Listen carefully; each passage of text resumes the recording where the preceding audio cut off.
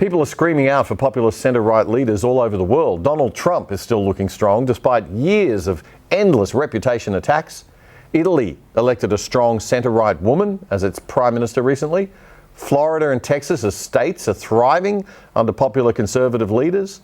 And Canada, a country that's similar to us but even more lefty and woke, has a relatively new Conservative Party leader who pulls no punches. And he's 5 percentage points ahead of Justin Trudeau in the polls, or Jacinda Trudeau, as Mark Stein likes to call him.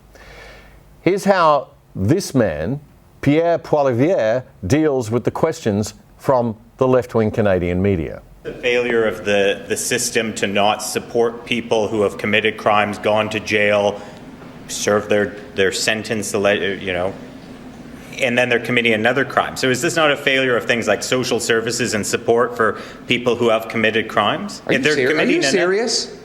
I'm asking you a question. Are you serious? Come on. You're telling me... No, excuse me. Let me answer your question. Are you honestly saying that it's society's fault if a repeat violent offender commits 60 or 70 offenses? I think that criminal is to blame for his own actions. He is personally responsible.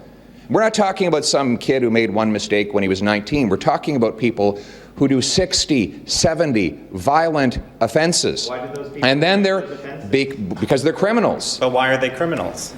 Because they do crime. And why do they do crime? Because we let them out early on bail.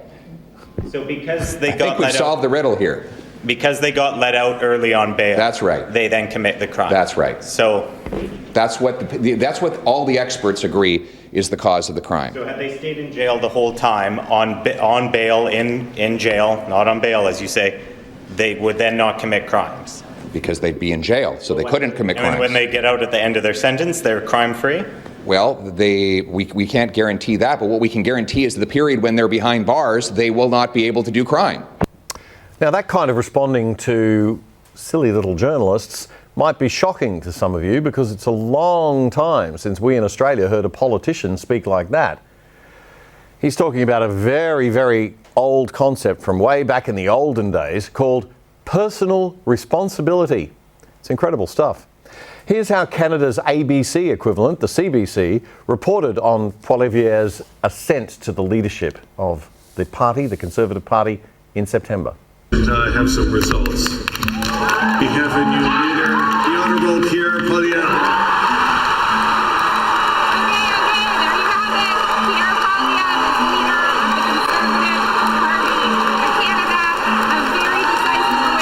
He often talks about how support should come from community, not from government. In a free country, smaller government makes room for bigger citizens. That's why I'm running for Prime Minister, to put you back in charge of your life. When Poilievre announced he was going to run earlier this year, he said he was doing so to give people the freedom to run their own lives. Freedom from the invisible thief of inflation. Freedom to raise your kids with your values. Freedom to make your own health and vaccine choices. Now that he's won the leadership race, can he win over enough Canadians to take a general election and unseat Trudeau's Liberals? Do you think he'll be Prime Minister? Oh, absolutely. Why?